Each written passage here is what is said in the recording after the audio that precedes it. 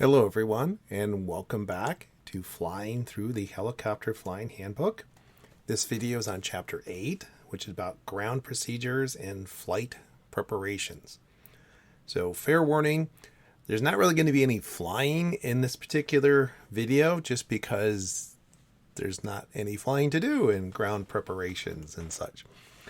Okay, so let's get into it. So this chapter is all about what do you do on the ground and what do you do as you're preparing for a flight. Of course, every flight is going to begin with a pre-flight inspection.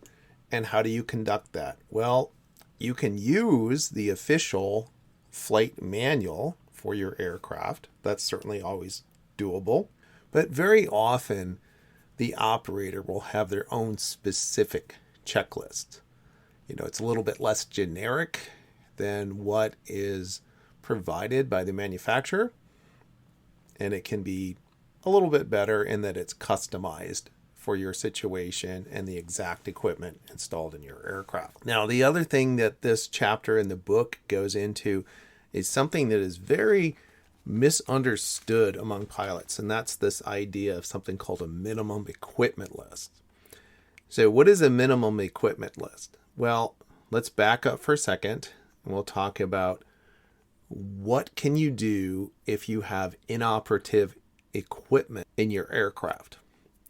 So generally speaking, if you look at the FARs, you look at FAR Part 91, which has to do with operations, you will see that they have a list of equipment that has to be present and working in all aircraft. So that is stuff that is dictated by regulation to be working. And if any of that stuff isn't working, then you pretty much can't make the flight.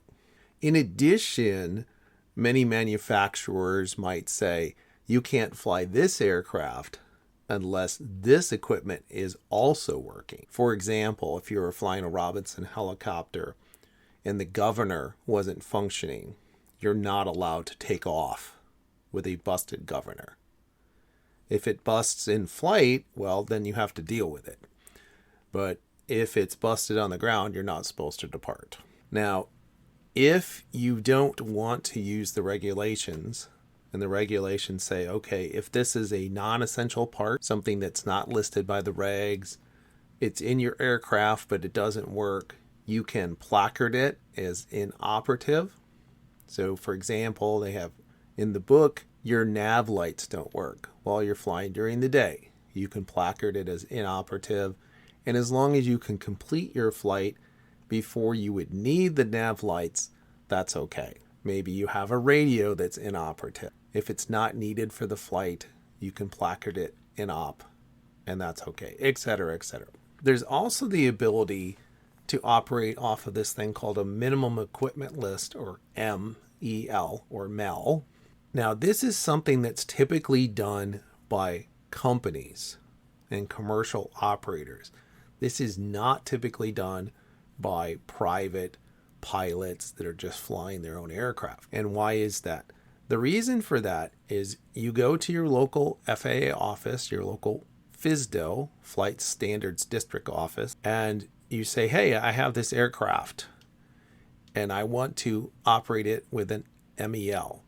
And they say, okay, we will look at our MMEL, our manufacturer's or master minimum equipment list, and we will say, this is the equipment that has to work on your helicopter for you to be able to fly it. And here's what you can do if some of this stuff is broken.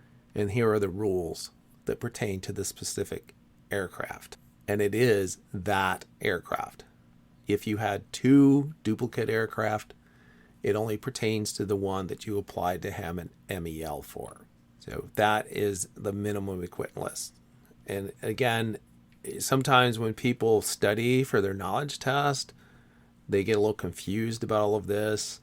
There's a chance that they might ask you about it on your knowledge test. But if you're studying for the private pilot knowledge test, the chances of you flying an aircraft that is being operated under an MEL is about 0. Okay, so you're going to do a pre-flight. Sounds appropriate. And what else do you need to worry about when it comes to ground operations? Well, obviously you have to start the engine and engage the rotors at some point. So you're going to follow a checklist for that. And what's in that checklist? If I look at the checklist that I use every day in the Schweitzer, it's going to say before I start the engine, I look around and make sure the area is clear. And I also shout clear, which you might think, well, I could see doing that for an airplane.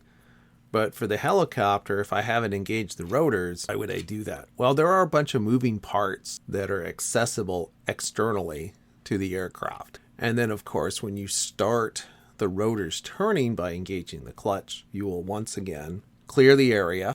You need to be careful if you're hovering near buildings and other aircraft. Why buildings?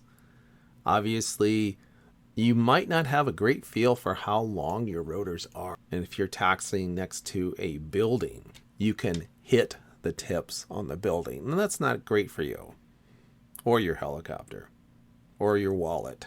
You want to be careful when you're near other aircraft. The downwash from your helicopter, even if it's a small helicopter, can be a lot.